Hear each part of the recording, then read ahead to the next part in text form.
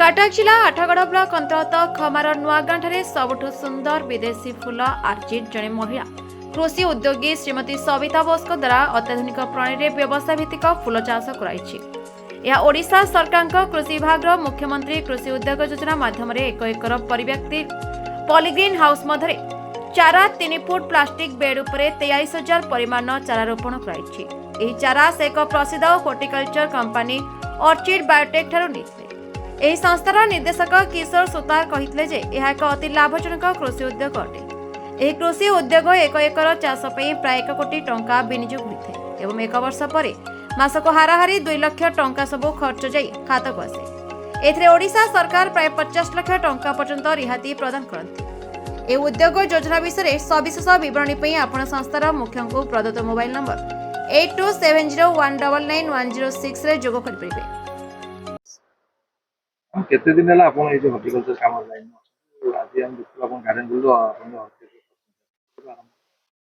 এই অর্কিডটা আমার বর্ষে হয়েছে। वर्षा है आपन काई ऑर्किड बहुत अच्छे ओडिसा रा क्लाइमेट में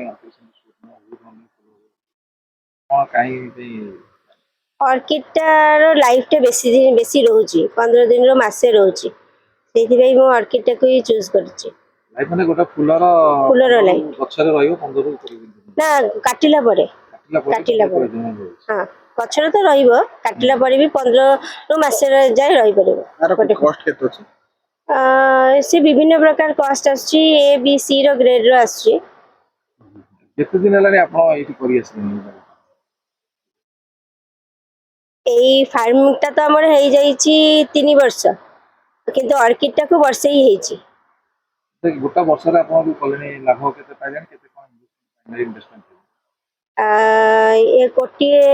2 ଲକ୍ଷ ଟଙ୍କା ଖର୍ଚ୍ଚ ହେଇଛି। ଆମର ଲାଭ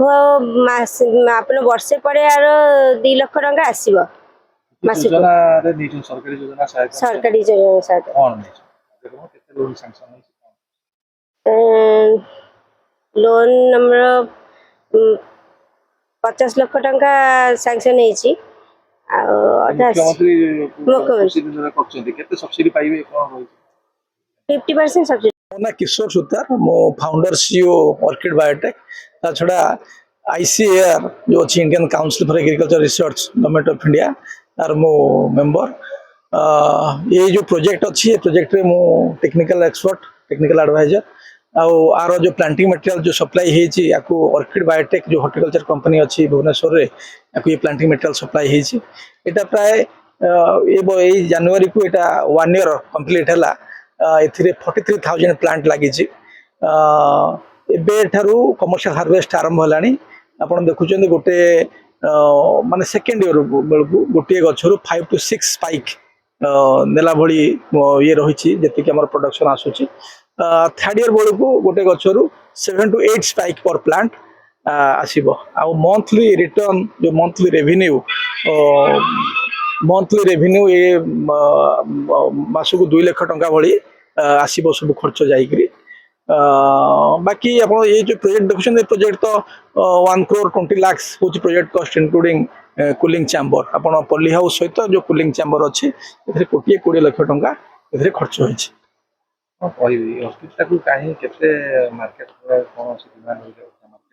ऑर्किड हूँ गोटे डेकोरेटिव फ्लावर एटा आगु थाईलैंड रू सब फूल आसुला किसी जगह थाईलैंड रू फूल आसुची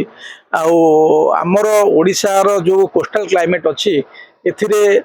जेहेतु ये ह्यूमिडिटी भल टेम्परेचर भल अच्छी तेणु ऑर्किड रो डेंड्रोबियम वैरायटी बेसिकली बहुत भल ग्रो करुच्ची मेनली आमर जो क्लाइमेट आमर जो ह्यूमिडिटी रोची 60 to 70% ह्यूमिडिटी आर्द्रता तो से आर्द्रता जो ऑर्किड रो ये डेंड्रोबियम वैरायटी बहुत भल भाव में ग्रो होची मैडम जो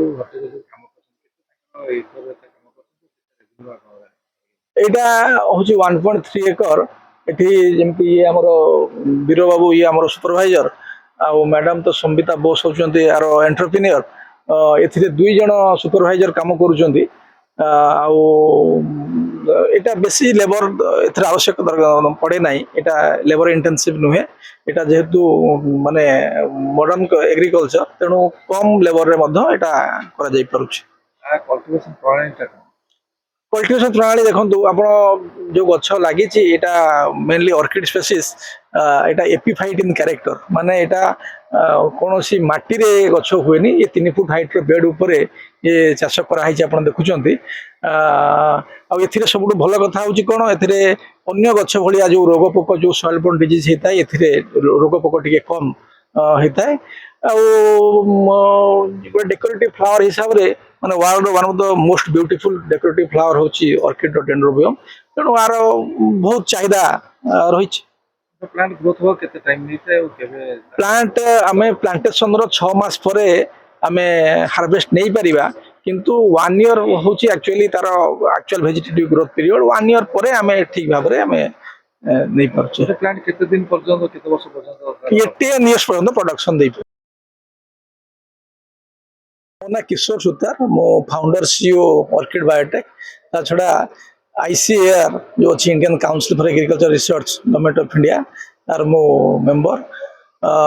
ये जो प्रोजेक्ट अच्छी ये प्रोजेक्ट रे मो टेक्निकल एक्सपर्ट टेक्निकल एडवाइजर आर जो प्लांटिंग मटेरियल जो सप्लाई हेची याकू ऑर्किड बायोटेक जो हॉर्टिकल्चर कंपनी अच्छी भुवनेश्वर रे याकू ये प्लांटिंग मटेरियल सप्लाई हेची एटा प्राय ये जनवरी को एटा 1 ईयर कंप्लीट हैला एथिरे 43,000 प्लांट लगी कमर्शियल हार्वेस्ट आरंभ है आपड़ देखुं गोटे माने सेकेंड ईयर बेलू गोटे गचर 5 to 6 स्पाइक नेला भली ये रही जी प्रोडक्शन आसूची थर्ड ईयर बेलू गोटे गचर 7 to 8 स्पाइक पर प्लांट आसीबो आ मंथली रिटर्न जो मंथली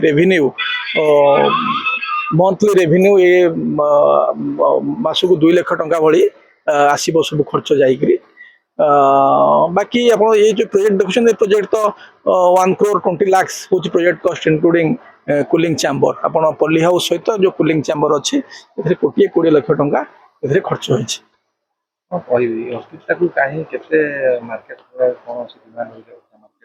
ऑर्किड हूँ गोटे डेकोरेटिव फ्लावर एटा आगु थाईलैंड रू सब फूल आसूला एवं किसी जगह थाईलैंड रू फूल आसूची आमर ओडिशार जो कोस्टल क्लाइमेट अच्छी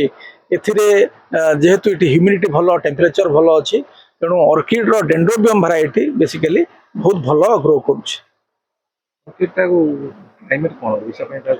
मेनली आमर जो क्लाइमेट आमर जो ह्यूमिडिटी रोची 60 to 70% ह्यूमिडिटी आर्द्रता तो से आर्द्रता जो ऑर्किड रो ये डेंड्रोबियम वैरायटी बहुत भल भाव में ग्रो हो यहाँ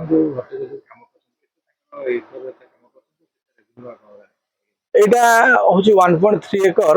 ये जमी ये आमर वीर बाबू ये आमर सुपरवाइजर आ मैडम तो संबिता बोस होती यार एंटरप्रेन्योर ए 2 जन सुपरवाइजर काम करुँच एटा बेसी लेबर एथर आवश्यक पड़े ना एटा लेबर इंटेंसिव नुहे एटा जेहेतु माने मॉडर्न एग्रीकल्चर तेणु कम लेबर रे मध्य एटा करा जाई परुछि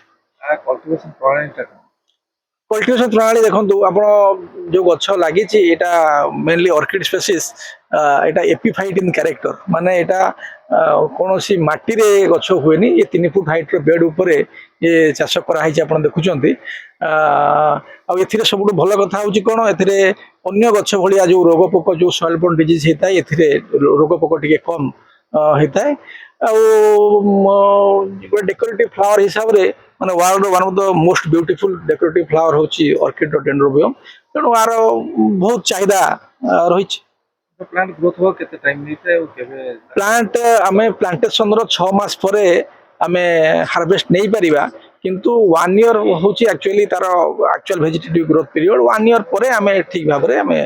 नहीं परछे प्लांट केते दिन पर्यंत केते वर्ष पर्यंत 18 इयर्स पर्यंत प्रोडक्शन देई ब्यूरो रिपोर्ट विचित्र दुनिया।